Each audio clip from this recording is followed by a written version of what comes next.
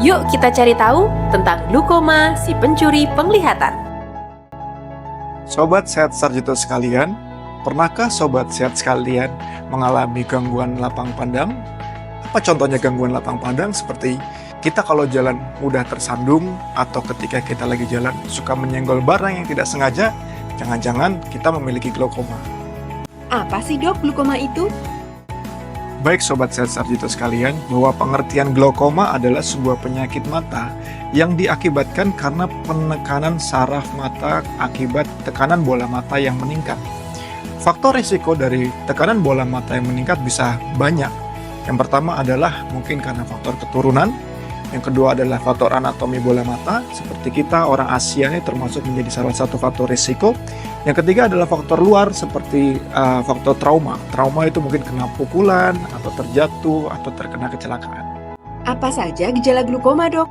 Jadi, glaukoma mempunyai dua jenis gejala. Yang pertama adalah gejala yang sangat terasa oleh pasien tersebut, seperti pusing, rasa migrain, atau cekot-cekot yang berulang. Yang kedua adalah gejala yang sama sekali tidak dirasakan oleh pasien. Artinya, pasien tersebut tidak memiliki rasa sakit kepala, cekot-cekot, atau pandangan kabur. Tetapi, lama-kelamaan pasien tersebut mempunyai lapang pandang bagian luar yang menyempit. Yang tadi yang pernah saya bilang di pertama, bahwa glaukoma menyebabkan penurunan lapang pandang, sehingga kita mudah seperti tersandung atau tersenggol benda-benda yang ada di sekeliling kita. Lalu, jenis-jenis glukoma ada apa saja dok? Jika kita membicarakan mengenai jenis-jenis glaukoma secara umum, glaukoma mempunyai dua pembagian yang besar. Yang pertama adalah glaukoma primer. Apa maksudnya glaukoma primer? Glaukoma primer merupakan glaukoma yang tidak memiliki sebab eksternal. Kebanyakan sebabnya ada di dalam tubuh penderita itu sendiri, seperti keturunan atau kelainan genetik, sehingga tidak ada kesalahan pada pasien tersebut yang bisa menyebabkan glaukoma. Yang kedua adalah, ini yang paling sering menyebabkan glaukoma, yaitu glaukoma sekunder. Glaukoma sekunder disebabkan oleh faktor eksternal. Seperti yang pertama adalah kadar gula darah ya. Jika kita memiliki gula darah yang tinggi, lama-kelamaan kita bisa membuat diri kita menjadi memiliki glaukoma. Yang kedua adalah penggunaan tetes mata jenis steroid. Bisa tetes mata, bisa obat-obatan jenis steroid dalam jangka waktu yang panjang. Apa itu obat-obatan jenis steroid? Obat-obatan steroid adalah obat-obatan yang dipakai oleh seseorang untuk menurunkan gejala radang. Seperti kalau di mata berarti tetes mata untuk mata merah, mata pegal seperti itu. Jika dipakai dalam waktu yang lama dan tidak terkontrol, hal ini bisa menyebabkan terjadinya glaukoma.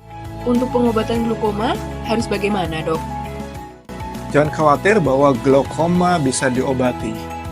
Diobati di sini konteksnya adalah bukan menyembuhkan kepada lapang pandang yang sudah ada pada ketika lahir, tapi mengobati supaya glaukomanya tidak semakin parah.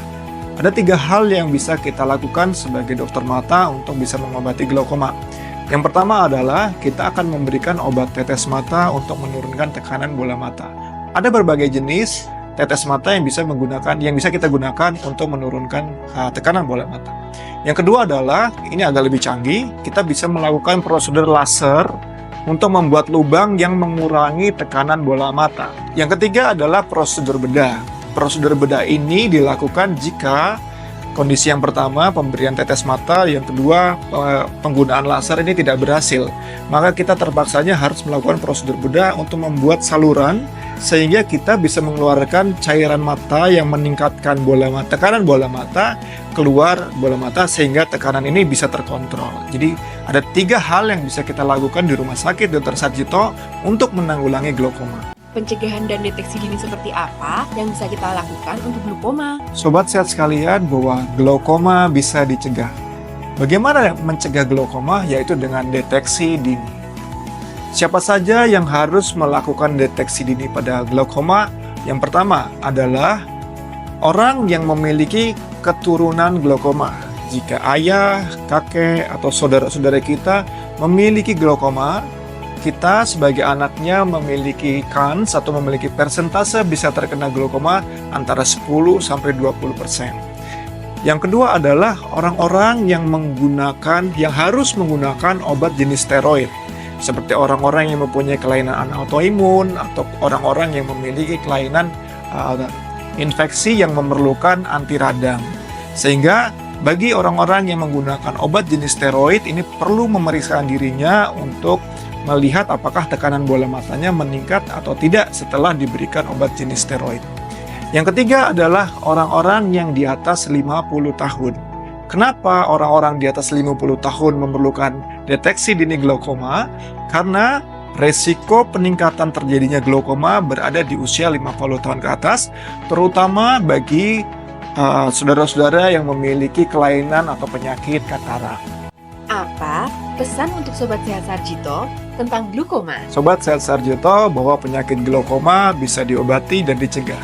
Oleh karena itu, kami undang Sobat Sehat sekalian untuk datang ke Rumah Sakit Dr. Sarjito untuk melakukan pemeriksaan jika Sobat Sehat sekalian memiliki faktor risiko yang sudah kami sebutkan sebelumnya. Semoga semuanya sehat, salam sehat dari Sarjito.